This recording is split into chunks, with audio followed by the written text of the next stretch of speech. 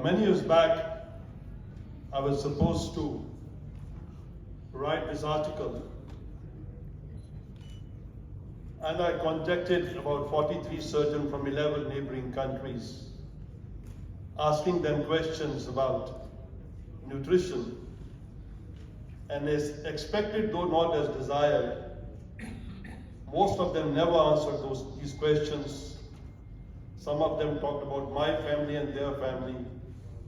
And some of them said amongst themselves, since I'm talking of nutrition, they thought I'm out of active surgery, and that's my interest in nutrition is a surrogate marker of the downward spiral of my active.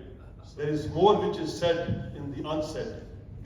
And once I got the reply from these people, this was my position. This is a very famous painting. It is labeled as Staniszyk. It's a Polish painting. It's in Warsaw. And it actually depicts what is happening in the field of nutrition. In 1480, 1560, around that time, Staniszyk was a jester in Warsaw. And you can see a jester is sitting in a pose of depression, pensiveness. He's so unhappy because things are wrong. And that's what is happening in the field of nutrition. I feel so helpless. There's a ball going on there. And also, if you carefully see, there's a comet which is falling there. And in tradition, if a comet falls, it means disaster looms. That's what is happening with surgeons, because we do not understand that malnutrition exists. If you're a true GI surgeon, at least 75 or 85% of my patients are malnourished. And I feel surprised that most surgeons do not recognize this, because it's a modifiable factor and it affects the results of surgery. Why is nutrition a neglected subject? Is it ignorance or is it indifference? The problem with educated people is they always find reasons to defend their beliefs. And this is labeled as identity protective cognition. We always find reasons. If we don't believe something, we think it does not exist. And that has caused a great harm in surgical learning. Another reason for skepticism about benefit of nutrition comes from the literature that we have in nutritional support. Sadly, the number of patients are limited, they're heterogeneous. Some patients who were not malnourished were included in studies. Nutritional support was given for a short time. Most feeds were caloric feeds. And the worst thing is, the endpoints we were looking were not realistic. We were looking if nutritional support can alter mortality. Mortality is multifactorial. An intervention like nutrition cannot alter mortality because there are a lot of factors which are responsible for a patient's death. Why did we go wrong? And how can we make it work? In the past, we had ladders against wrong walls. When I was a student, I was told that the index of nutrition is the patient's weight, body mass index, counting calories, looking at patient's weight. So, we were choosing the wrong targets. All of you in the audience, surgeons especially, if you are active, you must learn what is, finally we understood what is malnutrition. And we have now defined criteria for what malnutrition is. In the past, we were not sure what malnutrition is. Now we realize that there are some phenotypic criteria and some etiological criteria. We need to learn about that because this is an accepted form of malnutrition definition that we did not have. One of the biggest problems we did not realize was we did not appreciate the role of muscle mass in a patient. Do you realize the largest organ in our body is the skeletal muscle? The skeletal muscle contributes to 50% of our body mass. The muscle not only contributes to movement and balance, glucose storage, but it is the source of proteins whenever we are in stress. There is also evidence today that muscle is an immune organ. When you exercise, myokines come off the muscles and they affect the immune status of us. Muscle mass is in a state of dynamics. At this stage, all of us are losing muscle mass. In a normal stage, muscle protein breakdown is more than the muscle protein synthesis. Protein synthesis improves with protein intake and with exercise. So the first message I want to give is that the nutritional support has to be protein-centered. Do you realize why proteins were called proteins? Because the Greek word produce means of the first rank. So proteins are the main macromolecules of nutritional support, and our knowledge and our understanding of proteins has significantly improved now since we realize that if you want to increase the muscle mass, it depends on the amount of protein you take, the type of protein you take, and how exercise can improve our protein intake. We still do not have an answer how much proteins do we want to eat. It ranges from 0.8 to 1.5 gram per kilogram body weight in 24 hours. And it's believed that beyond a certain stage, if you eat proteins, the muscles don't absorb what is called as a muscle full effect. Also, sick patients, elderly patients do not absorb the entire amount of protein. That is what is called as anabolic resistance. If you give 10 grams protein to our patient, the absorption may be only 6 grams. When we cross 50 or 60 years of age, our absorption of protein also gets affected. So the theory of equal distribution hypothesis comes, which means space your protein in all your meals.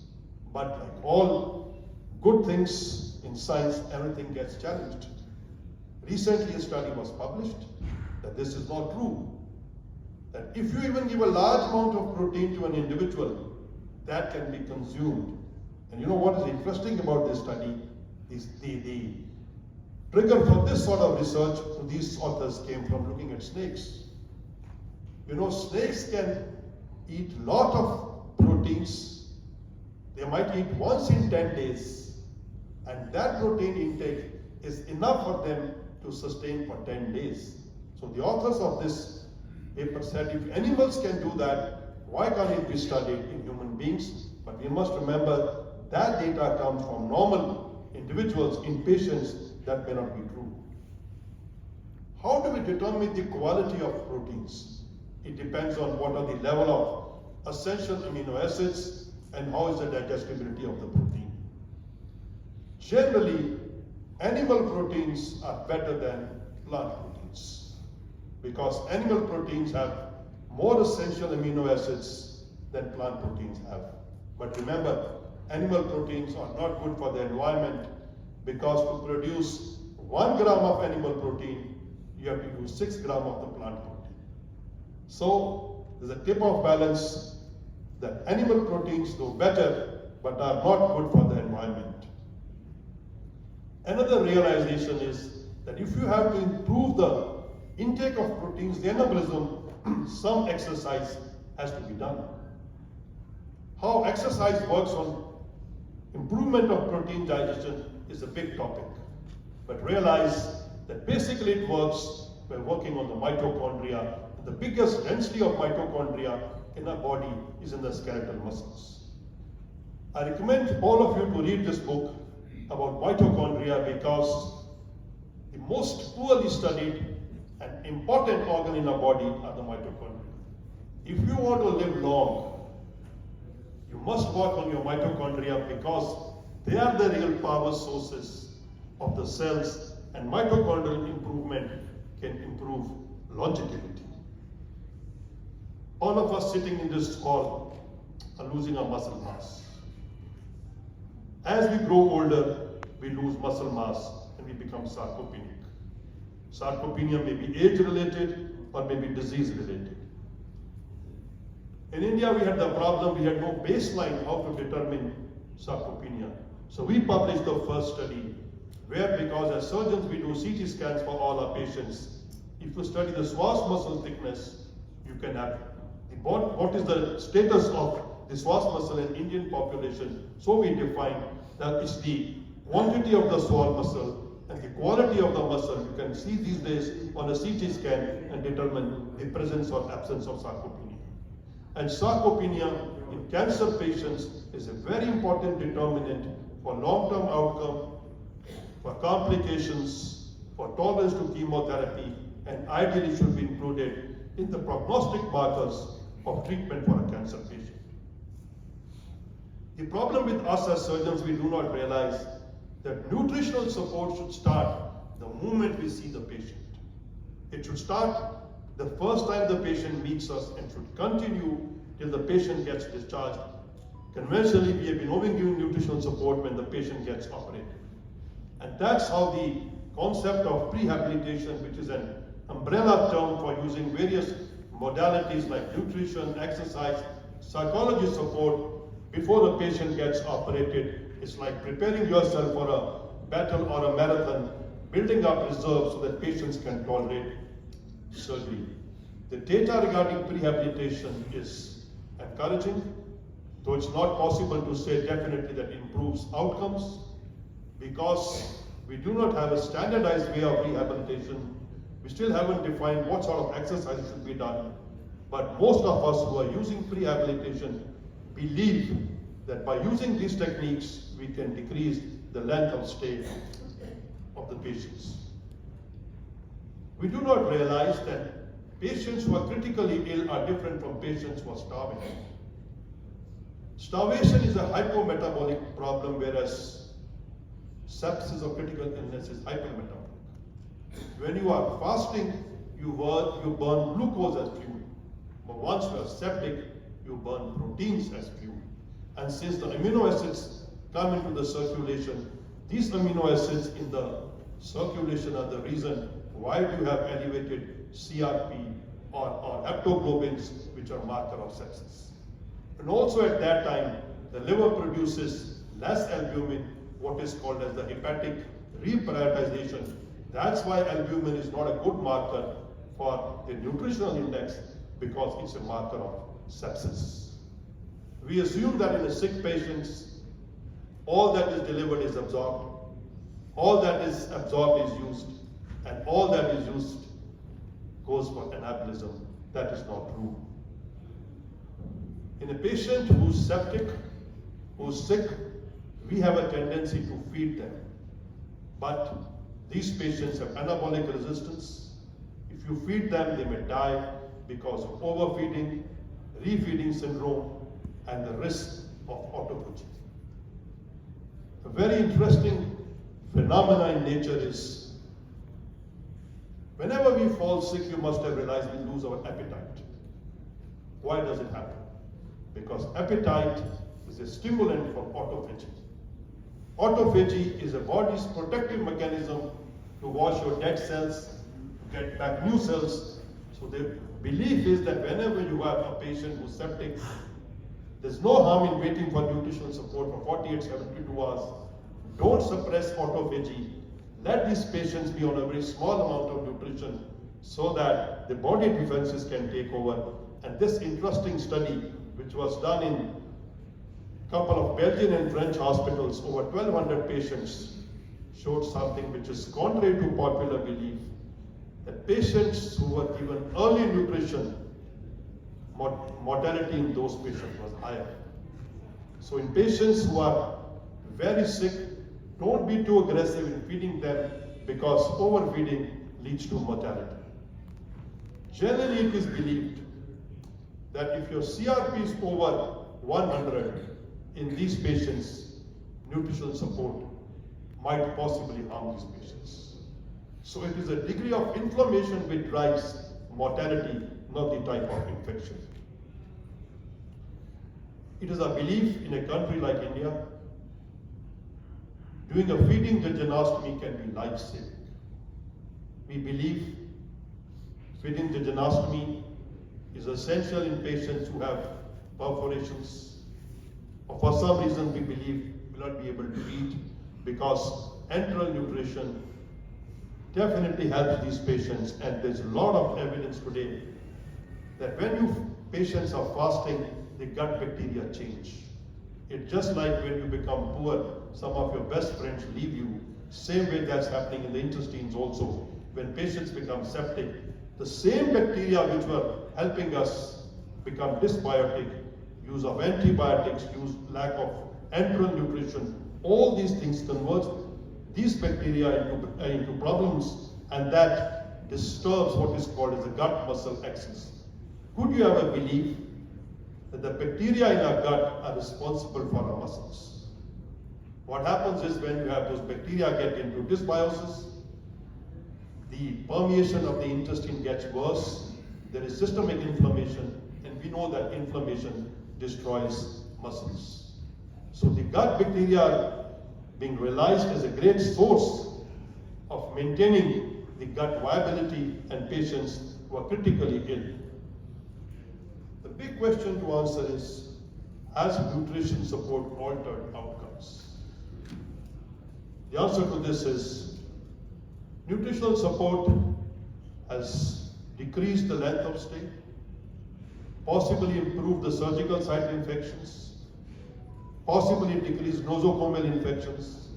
But if you think that mortality has been altered, the answer is no. Have the anastomotic leaks been decreased? The answer is no. We published this study a few years back in our patients who underwent pancreatic resection to find out that does the estimation of a body mass analysis predict outcomes. Our data suggested that patients who have a poor structure of the body, the rate of anastomotic leak in them is no higher than patients who have a good structure. But the difference is, provided these patients develop a complication, the outcome in these patients is very bad. I like this quotation from my favorite movie, V for Vendetta, when people ask me, is there an evidence that nutritional support improves outcome? I only say that you cannot have linear answers to non-linear problems. There is possibility that nutritional support will help these patients, but if you think it can alter mortality, for that to prove you need a large number of patients, and we do not have data to that. So what have we learned till today? Surgeons want ready-made answers, especially when it comes to topics like nutrition. We've learned that nutritional support only works for malnourished patients. So for that, you have to identify who are your patients who are malnourished. Devise some sort of a score that you use. There is no ideal score. Whatever you use is acceptable. Work on the muscle mass. Try to improve the patient's muscle mass.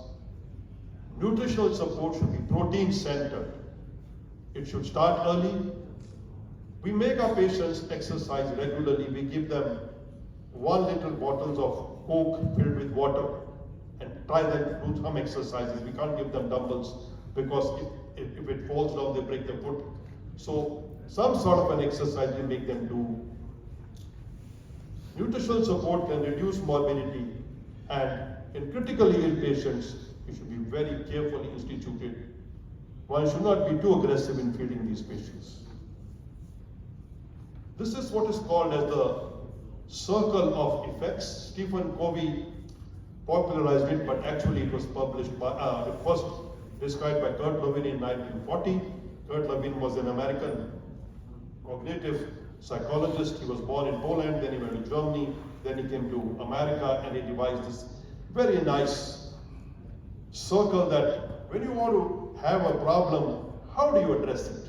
Like all of us are bothered about pollution, all of us are bothered about issues. What can we do? We can only affect circle of control.